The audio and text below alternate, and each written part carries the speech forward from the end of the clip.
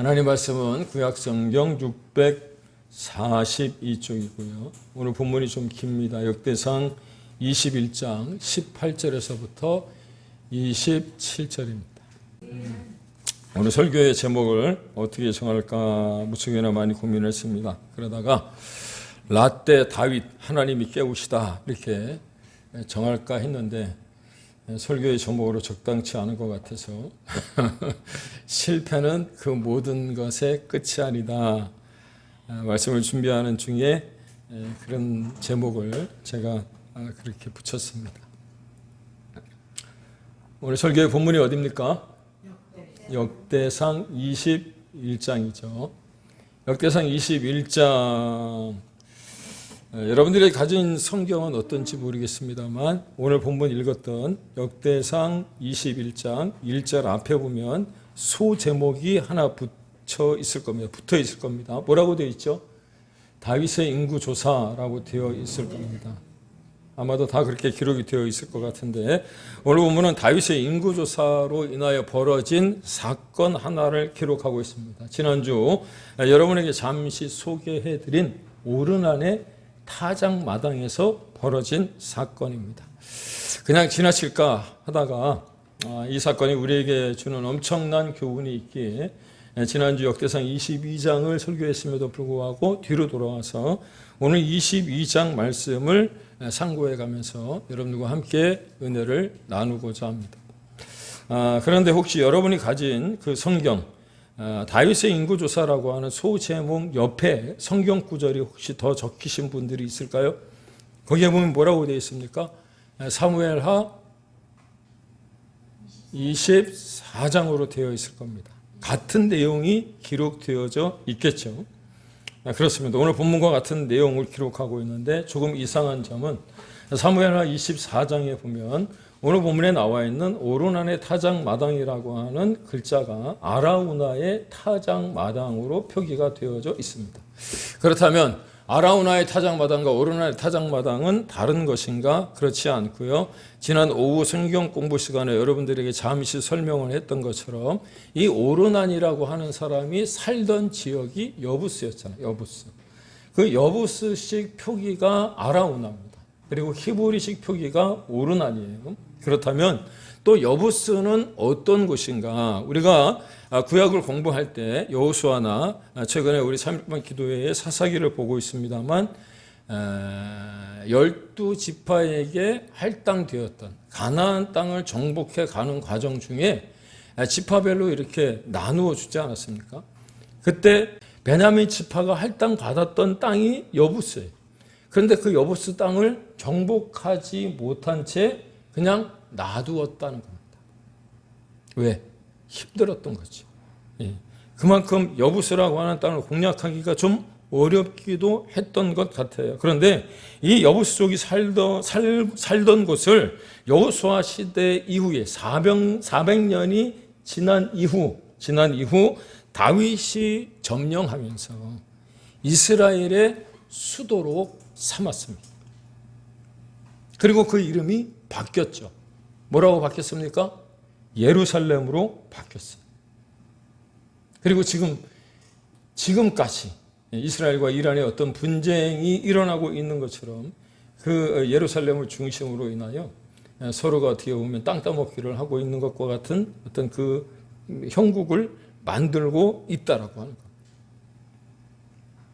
하지만 지난주에 잠시 여러분에게 소개했던 것처럼 이 여부스, 예루살렘, 오르난의 타작마당은 다윗이 실패한 장소였다라고 하는 겁니다. 그렇습니다. 다윗이 하나님 앞에서 엄청난 실수를 저지르고 말았어요.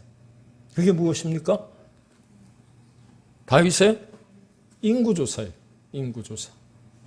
그렇다면 인구조사는 왜 벌어졌느냐? 앞서 말씀드렸던 역대상 21장 1절에 보니까 뭐라고 되어져 있느냐면 마귀의 꾀임에 빠져 자기 기분에 도취가 된 다윗이 인구조사를 하고 만 거예요.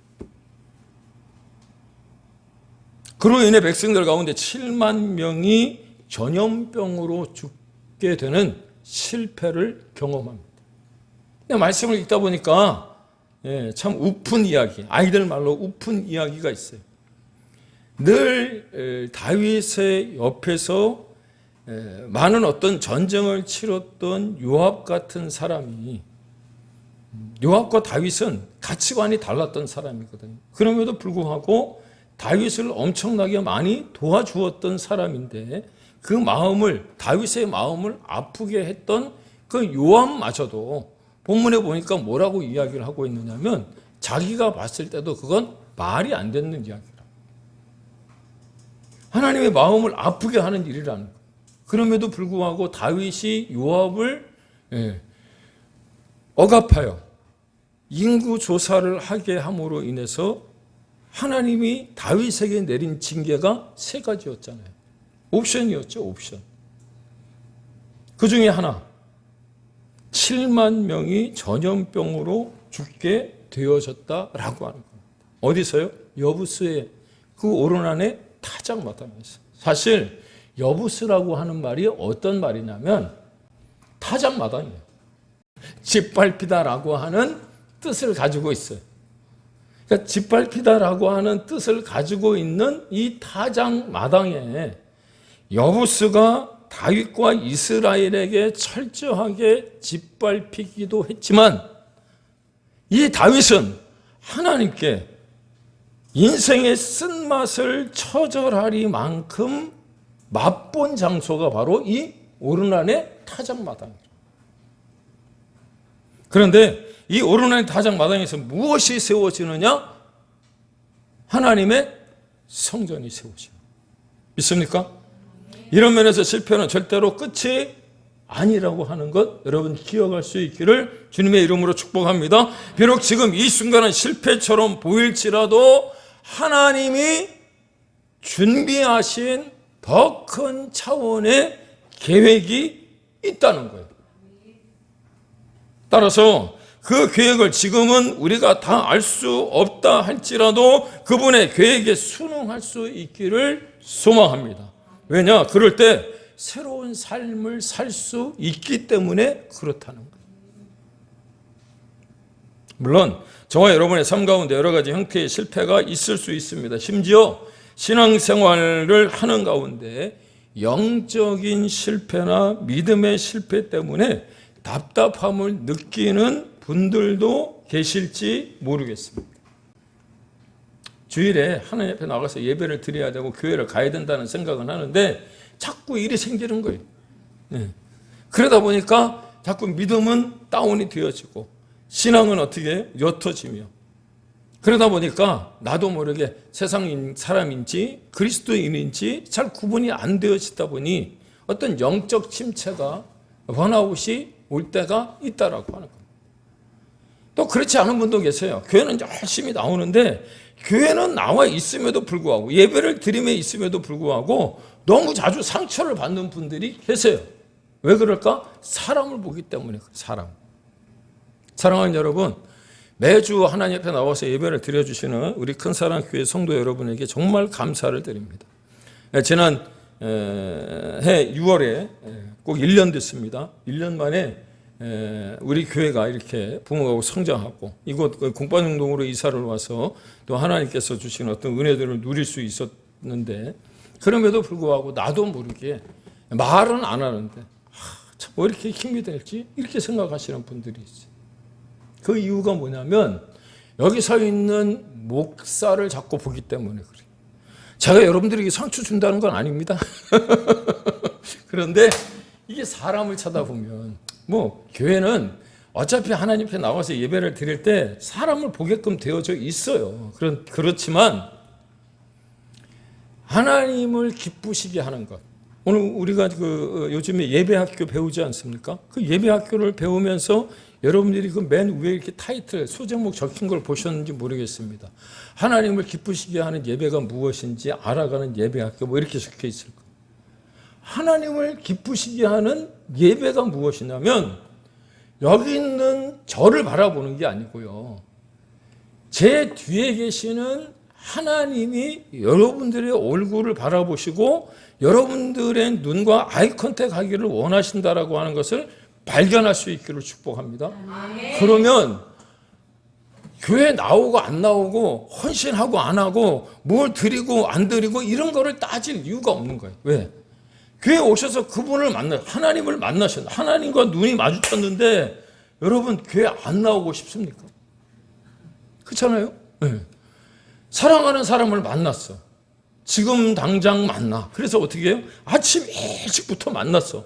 그런데 일이 있다고 여러분 그 좋아하는 사람 한 30분 보고 일부러 가십니까? 그분하고 하루 종일 같이 있고 싶잖아요. 그래 안 그래요? 여기 있는 분들은 바쁘다고 그냥 한 30분 얼굴 아이 컨택하고 바로 가십니까? 저는 안 그럴 것 같아. 그분하고 계속 같이 있고 싶을 것 같아. 그래서 어떻게 하나님을 기쁘시게 할 수 있는 예배가 무엇이냐면 교회에 오셨을 때 그분을 만나야 되는 거예요. 그러면 흔들림이 없어요. 흔들림이. 별로 안 만나고 싶은 것도 예배 아멘도 안 하시는 것 같아요. 그렇다면 가장 먼저 이 실패를 딛고 일어설 수 있는 방법이 무엇인지 우리가 알아야 되잖아요. 18절의 말씀에 보시면 하나님은 누구를 시켰어요? 갓이라고 하는 선지자를 불러서 다윗에게 이렇게 분부를 내리십니다. 여호와의 천사가 갓에게 명령하여 다윗에게 이르시기를 다윗은 올라가서 여부수 사람 오르난 내 타작마당에서 여호와를 위하여 제단을 쌓으라 하셨다는 겁니다. 여기서 갓이라고 하는 건 갓지파가 아니고요. 갓이라고 하는 선지자가 있었다는 거예요. 그리고 영어 성경에 보면 이 갓이라고 하는 그 선지자는 하나님 GOD로 되어 있는 게 아니고 GAD로 되어 있어요.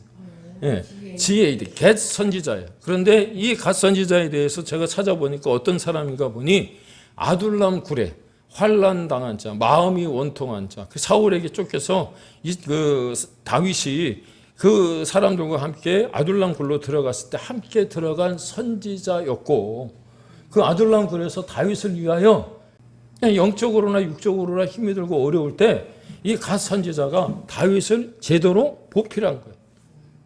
그랬던 이 갓 선지자에게 하나님이 다윗에게 뭐라고 말씀하셨느냐면 여부스 사람 오르난 내 타작 마당에서 여호와를 위하여 제단을 쌓으라는 거예요.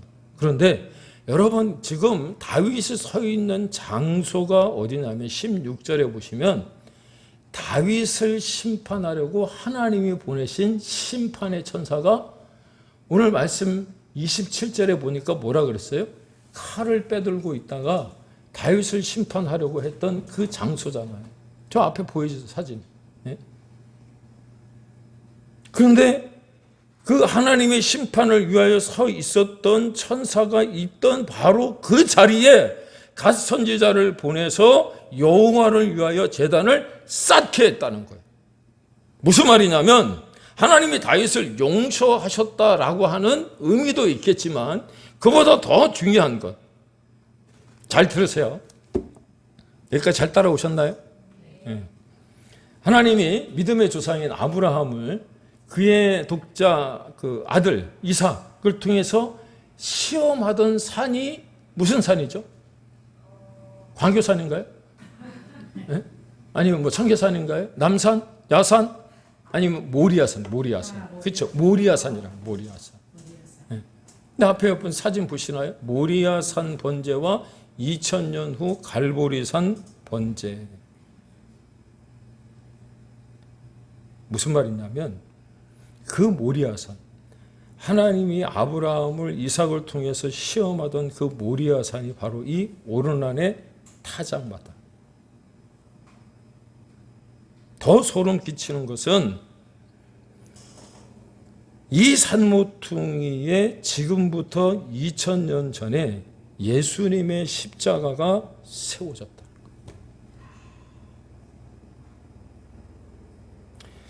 이 말씀이 역대하 3장 1절에 그대로 증명이 됩니다. 솔로몬이 예루살렘 모리아산에 여호와의 전 건축하기를 시작하니 그곳은 전에 여호와께서 그의 아버지 다윗에게 나타나신 곳이요 여부수 사람 오르난의 타작 마당에 다윗이 정한 곳이라.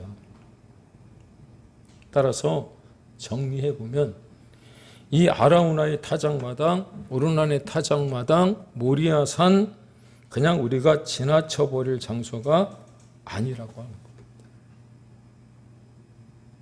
비록 다윗이 인구 조사를 통해서 하나님 앞에서 실수하고 실패했던 장소이지만 하나님은 하나님의 구원의 비전이 서 있던 곳, 멸망 가운데 죽어가던 인류를 살리기 위해 구속 계획을 준비하시던 곳, 하나님 나라 비전을 세워가시기를 원하셨던 곳이 바로 모리아산이고요, 오르난의 타작마당.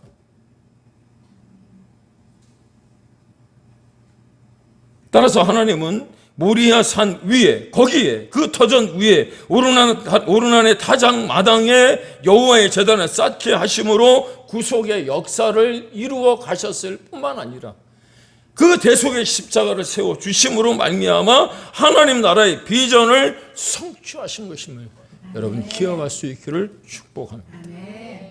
우리가 알아야 되는 거예요.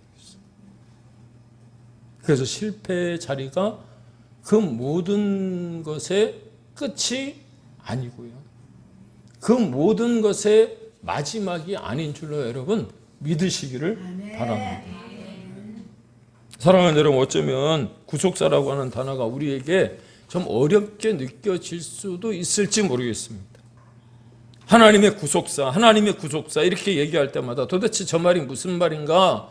또 교회를 처음 오신 분들이나 신앙이 약한 분들은 이게 무슨 말인지 모를 수 있지만 앞에 보시는 것과 같이 실패하고 패배했던 인간을 구원하기 위해서 하나님이 메시아이신 예수님을 보내셨고 그 결과 우리 모두가 구원받고 하나님의 나라의 백성이 되게 하는 것이 바로 하나님의 구원 계획이요 구속사임을 여러분 깨닫기를 바랍니다.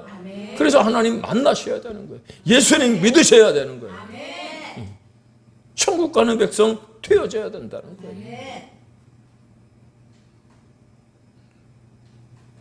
그러므로 오늘 여러분이 혹여 이 말씀을 듣는 중에 실패한 자리가 생각나시거든, 그 자리가 다시금 여러분이 여호와 하나님을 위하여 제단을 쌓는 그 자리가 되어지고, 할렐루야, 예배의 자리가 되어지길 주님의 이름으로 축원을 드립니다. 아멘. 아브라함이 이삭을 제물로 드리려고 했던 산이 어떤 산이라고요? 모리아산. 그죠, 모리아산. 이 모리아산에도요, 여러분 의미가 참 남달라요, 사실은. 모리의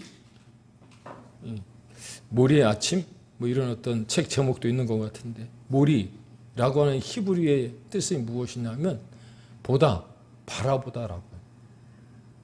모리아 할 때 아는 하나님. 그러니까 모리아 할 때 하나님을 바라보다라고 하는 뜻을 가지고 있거든요. 따라서 하나님을 바라보는 여러분만의 모리아 산이 있기를 축복합니다. 왜냐?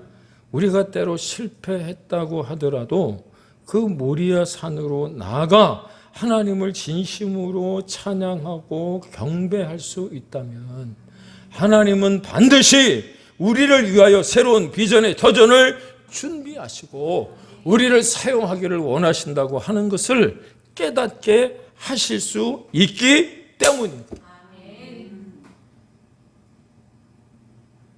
저도 마찬가지입니다. 여러분도 마찬가지죠. 실패자였습니다. 그러나 우리 모두는 다 죄를 지었기 때문에 마땅히 하나님 앞에서 심판을 받아야 되는 것이 아니라 심판의 타작마당에서 내리시는 그 하나님의 은혜를 여러분 경험할 수 있는 거지요. 따라서 하나님은 여러분과 저를 위하여 새로운 제단을 준비하신 줄로 믿습니다. 그 제단이 바로 예수 그리스도의 십자가의 제단입니다.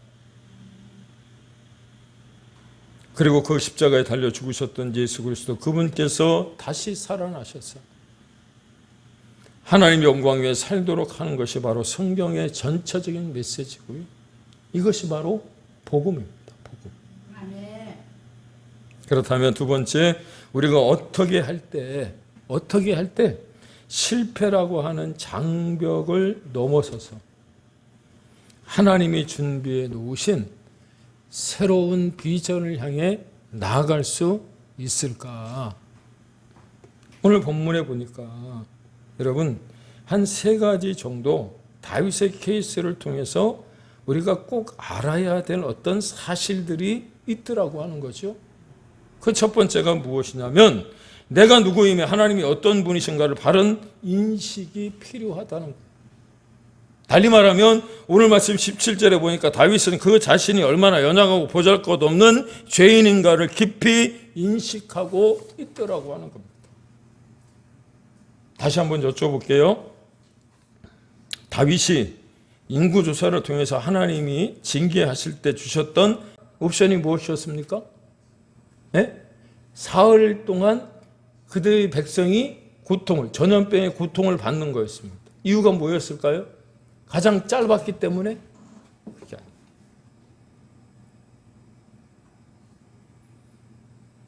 석 달 동안 적군에게 패하여 쫓겨다닌다라고 하는 것은 인간으로 말미암아 받는 어떤 고통을 얘기하는 거예요.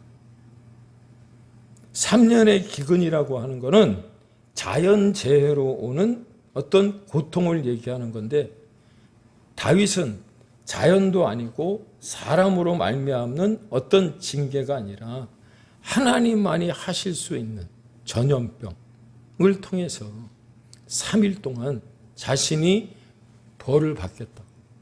그런데 자신이 벌을 받은 게 아니고 누가 벌을 받았어요? 7만 명이라고 하는 이스라엘 백성들이 처참하게 죽는 모습을 보고 자기가 할 수 있는 일이 아무것도 없다는 것을 알게 되는 거예요. 그래서 제가 설교 제목을 처음에 정할 때 라떼 다윗을 깨우다라고 하고 싶었던 이유가 무엇이냐면 바로 여기 있었어요.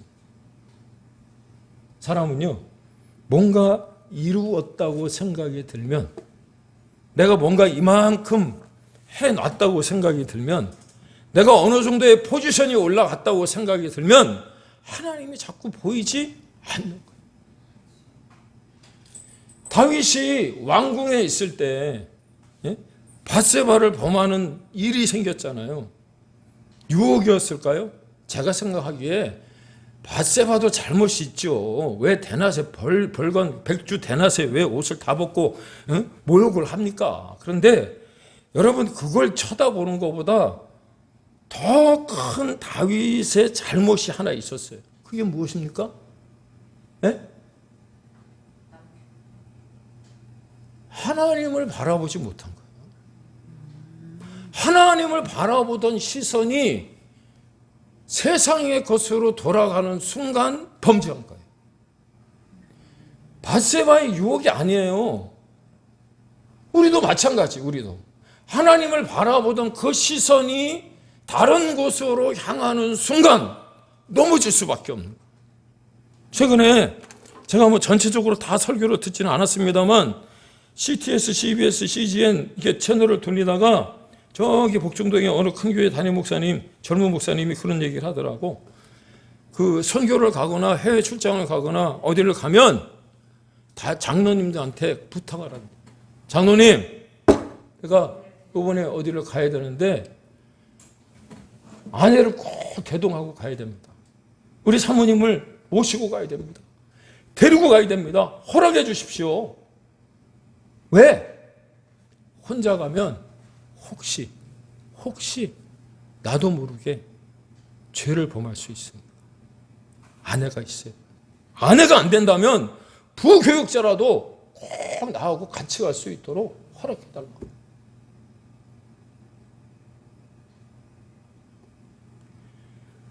여러분, 자신의 죄 때문에 죽임을 당하는 백성들을 바라보는 이 다윗의 마음을 아십니까? 그런데 자신의 힘으로 심판의 손을 막을 수 없음을 알고 하나님께 간청을 하는 거예요. 뭐라고요? 나와 내 집을 치시고 주의 백성에게 재앙을 내리지 마옵소서. 다윗이 할 수 있는 고백은 이거밖에 없는 거예요. 그때 하나님이 하신 일이 무엇이냐면 오르난의 타작 마당에 여호와의 제단을 쌓으라고 분부하신 거예요. 분부하신 거예요. 여러분도 저희 삶도 마찬가지입니다. 우리가 실패했을 때, 죄를 짓거나 잘못했을 때 우리가 해야 될 일이 무엇이냐면 그 잘못을 인정하고 하나님께로 돌아가야 되는 줄로 믿으시기를 바랍니다. 그러면 하나님은 우리를 향하여 회복과 긍휼과 자비를 베푸신다는 거예요. 믿습니까? 두 번째, 실패의 장벽을 넘어 하나님이 준비하신 새로운 비전을 향해 나가기 위한 방법이 무엇이냐면 반드시 대가를 지불해요. 대가.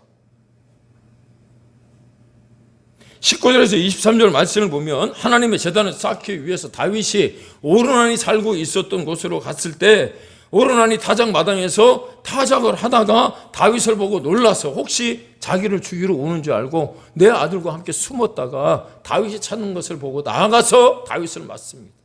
그때 다윗인 줄 알고 오르난이 했던 행동, 그가 했던 행위가 무엇입니까? 가지고 있었던 모든 것을 누구를 위하여? 하나님을 위하여 드리겠다는 거예요. 번제를 드릴 소와 번제를 드릴 때 필요한 땔감과 그리고 번제를 드릴 때 있어야 될 어떤 땅과 장소를 하나님 앞에 모두 다 드리겠다는 거예요.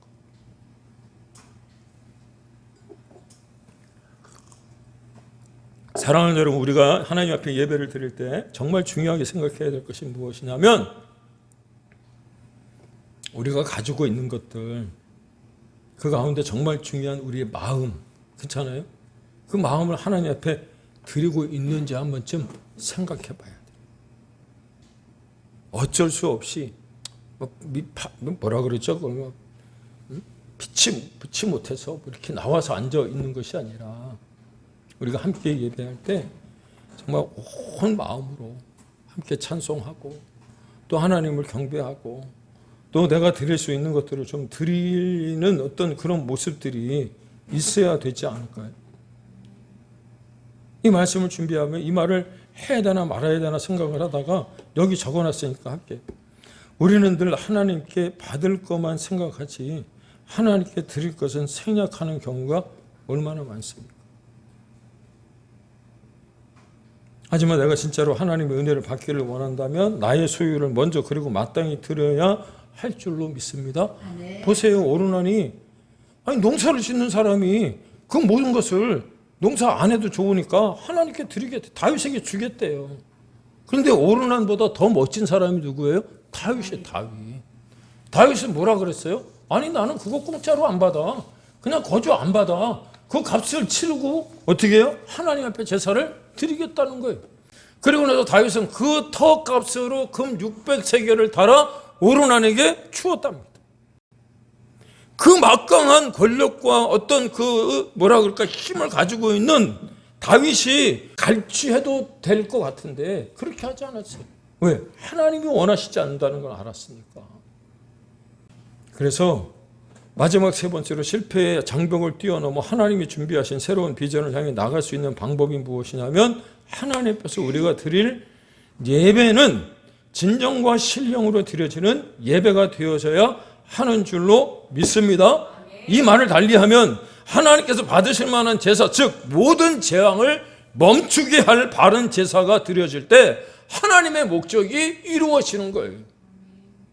하나님이 왜 사도행전에서 다윗을 보시고 그가 내 마음에 합한 자라고 말씀을 하셨느냐면 이걸 알고 하나님께 영적인 예배를 자신의 몸을 자신이 가지고 있는 것들을 하나님 앞에 드렸더니 하나님이 그래도 때로는 실수하고 실패한 녀석이지만 내 마음을 알고 내가 등 간지러운 데를 알고 긁어주는구나. 그래 하나님이 마음에 협조하신 거예요.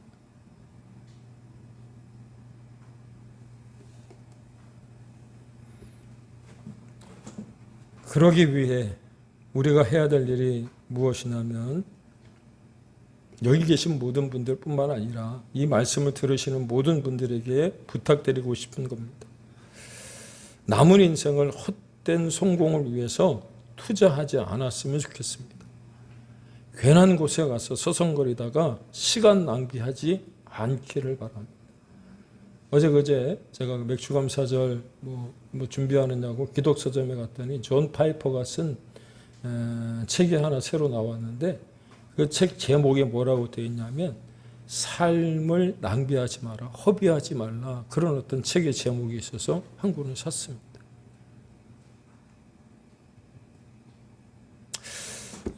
이제 예전에 보았던 글 하나를 여러분들에게 소개하면서 설교를 마무리하려고 합니다. 지금은 뭐 프로펠러 비행기가 있는지는 잘 모르겠습니다. 뭐 그저께도 이렇게 뭐 뉴스에 보니까 프로펠러 비행기가 돌아다니긴 하는 것 같아요. 그런데 프로펠러 비행기를 타던 시절에 엔진에 쥐가 들어오는 경우가 있어요. 쥐가.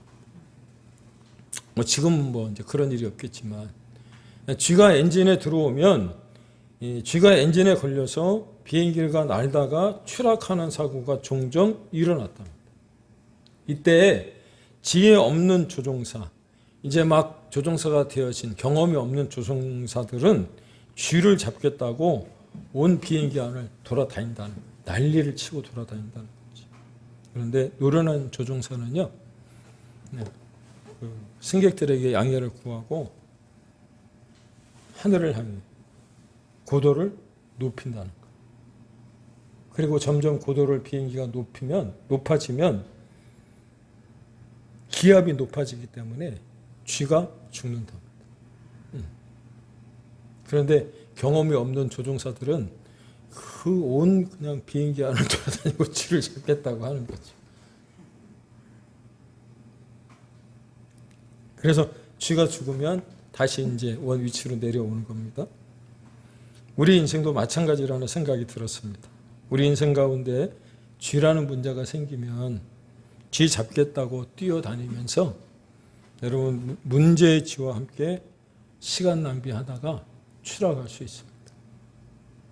그러나 하나님께서 우리에게 주신 지혜가 무엇이냐면 하나님께서는 한 번도 우리가 잊고 있었지만 우리는 잘 몰랐지만 문제와 시험과 어려움이 생기면 그것과 상대하라고 하지 않으셨다. 믿습니까? 아멘. 오히려 하나님과 상대하라는 거예요. 이 말을 달리하면 쓸데없는데 시간 낭비하지 말라는 거예요. 믿습니까? 아멘. 어떻게 해야 됩니까? 하나님을 향하여 고도를 높이시면 되는 거예요. 동의하시나요? 아멘. 그래서 이사야서 40장 31절 오늘 주보에도 여러분에게 실려놓지 않았습니까? 여호와를 앙망하는 자에게는 새 힘을 주시는데 어떤 힘을 주시느냐? 우리는 그냥 이렇게 외우고 지나가지 않았으면 좋겠습니다. 세 가지 힘을 주시는 거예요. 첫 번째, 독수리가 날개치며 올라가는 힘을 주시는 거예요. 믿습니까? 네. 여호와를 앙망하는 자에게 새 힘을 주시는데 어떤 힘을 주시느냐? 달려가도 곤비치 아니야.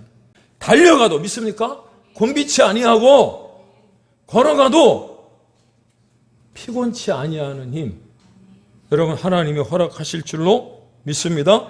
그렇습니다. 여러분이나 저나 누구나 다 실패를 경험했던 존재인데 실패라는 사건이 찾아왔을 때 부끄럽기는 하지만 그래도 하나님께 나아가고 하나님을 신뢰하며 또 하나님께 더 가까이 감으로 말미암아서 회복이 가능한 줄로 깨닫기를 바랍니다. 실패했다고 그 자리에 머물러서는 안 되는 거예요. 어떤 책에 보니까 그런 이야기 하더라고요.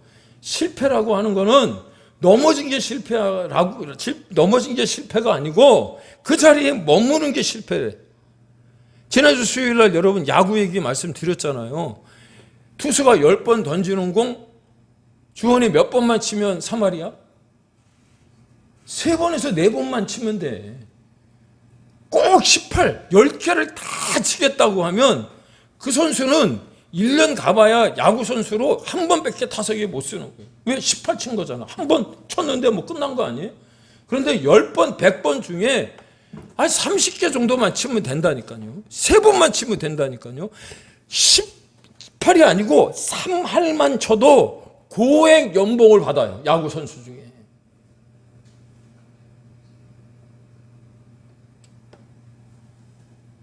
그러므로 나를 대신해서 그 타작마당에 서 계신 예수 그리스도 여러분 이 시간 기억할 수 있기를 축복합니다. 아멘. 그리스도의 십자가의 제단을 다시 세울 수 있도록 은혜 베푸신 그 주님 여러분 기억할 수 있기를 소망합니다. 그렇습니다. 누구든지 예수 앞으로 돌아오기만 하면 구원받는 축복의 길이 열려 지게끔 되어 있어요. 그래서 우리 모두는 여기까지 오게 된 것이기에 실패는 그 모든 것의 끝도 아니고요, 마지막도 아닌 줄로 여러분 깨달으시고, 이제 우리의 남은 생애 동안 그 은혜를 갚기 위해, 그 은혜를 보답하기 위해서 엉뚱한 곳에서 허송세월 하지 마시고 주님의 나라의 비전을 위해서 헌신하며 결단하는 그런 삶, 그런 삶을 살아간다면 실패의 자리가 더 이상 실패의 자리가 아니고요, 실패를 뛰어넘는 영광의 자리가 되어질 줄로 여러분 믿습니다. 그 복 누리며 새로운 달 7월 맞이할 수 있는 우리 모두가 다 되시길 예수님의 이름으로 축원을 드립니다. 기도하겠습니다.